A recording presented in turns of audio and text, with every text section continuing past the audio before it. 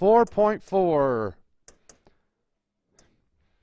So I mentioned in a previous assignment that if we had a problem like this,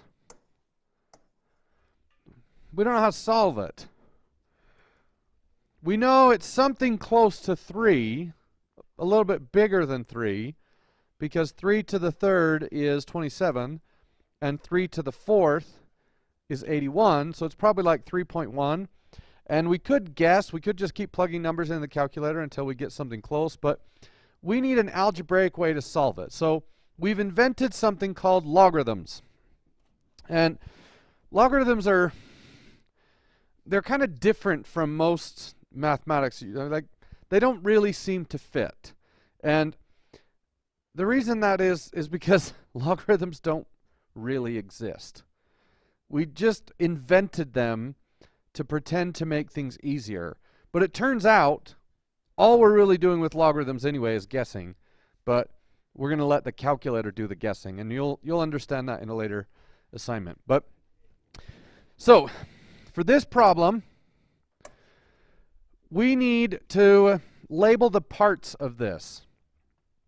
So we're going to call this number the base, and we're going to call this number the exponent. And then this is really just a multiplication problem, 3 times 3 times 3 times 3. So we will refer to this as the product.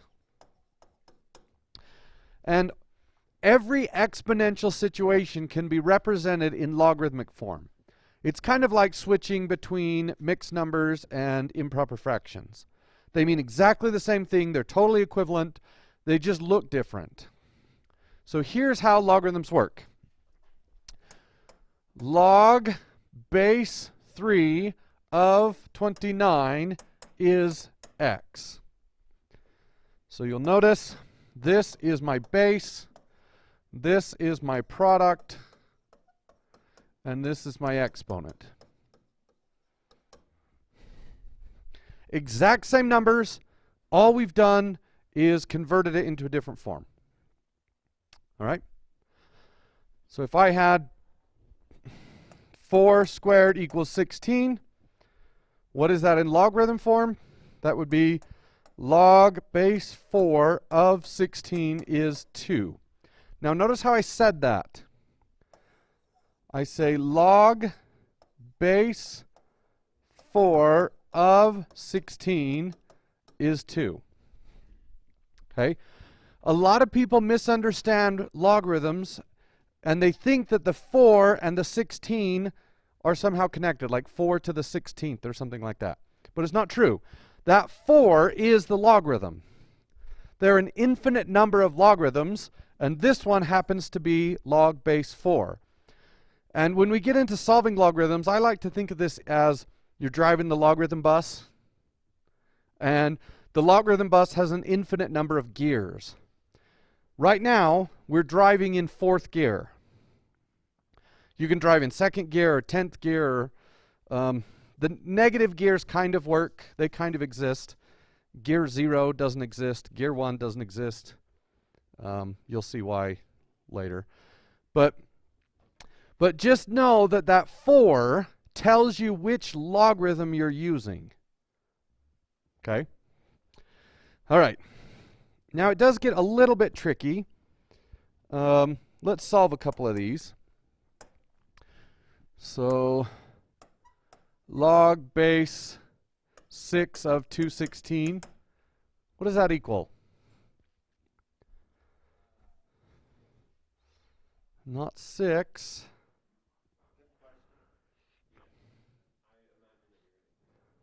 Yeah.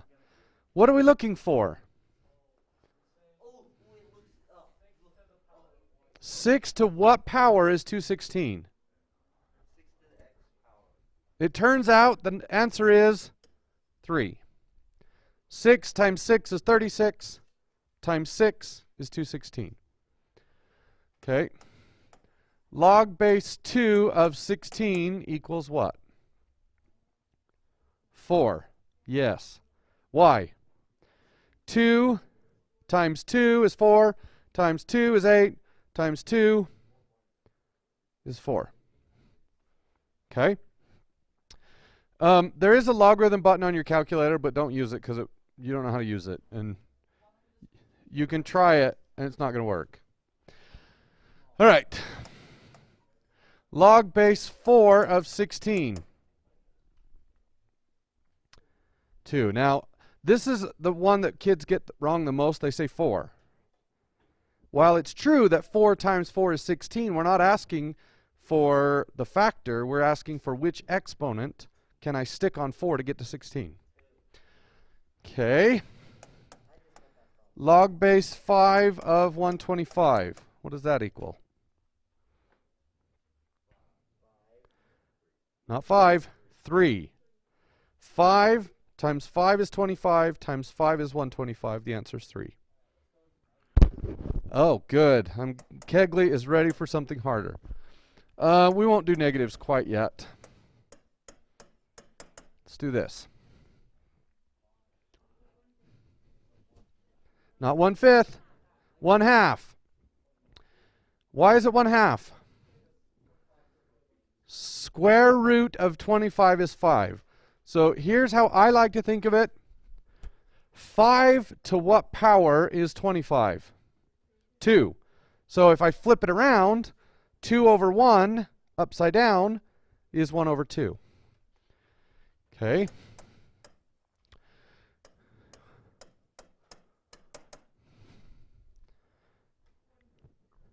Not 1/5, 1/4. 5 to the 4th is 625. And if we flip that around, the answer is 1/4. Okay, log base 49 of 7, 1/2. Log base 27 of 3,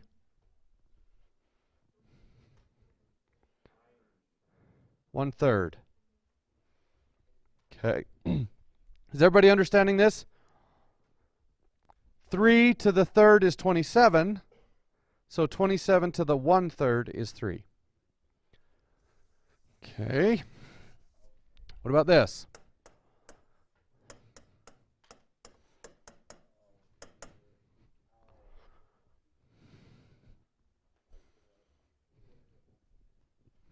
No, it cannot.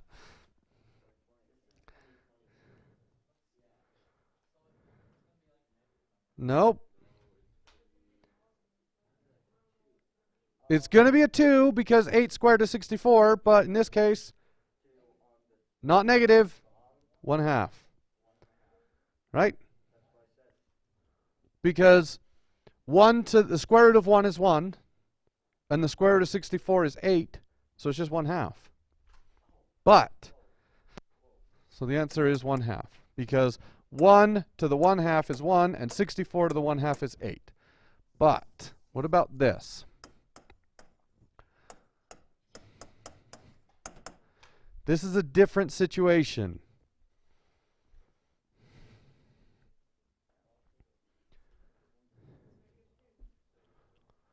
So why is it a 2? 4 squared is 16. But it also has to be negative because negative exponents flip fractions upside down. So the answer here is -2. Okay, does that make sense? Okay, what about this?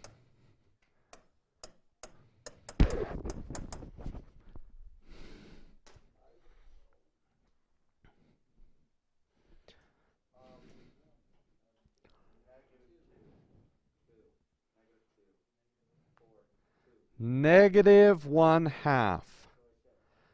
5 squared is 25. So we know we need a 2. But I flipped it upside down, which means I need a negative, and I went from big to small, which means I need a fraction, so -1/2. Okay.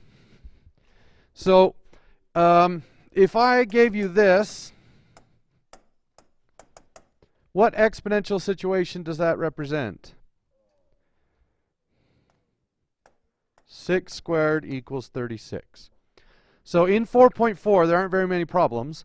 All you're doing is converting from exponent to logarithm or logarithm to exponent. And then there are some problems where you have to figure out what the answer is. What number do you plug in to make it work? Yeah. Okay. So maybe I'll do a couple of those. So what if I had this?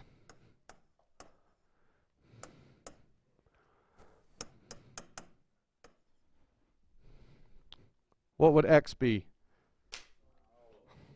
Not 12. 4 to the third would be 64. Oh, sorry, I meant 16 times 4, which is 64. Okay, what if I had this? Oh, nope, let's do... Oh, I'm giving away the answers.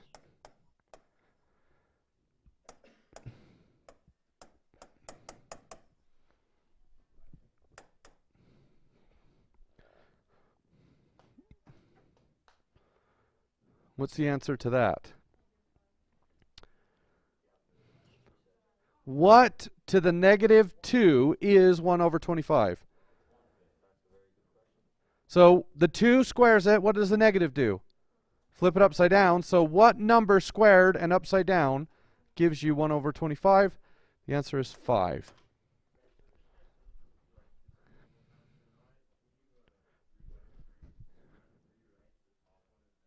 Oh yeah, yeah. If you don't want to do that in your head, then totally just go like this.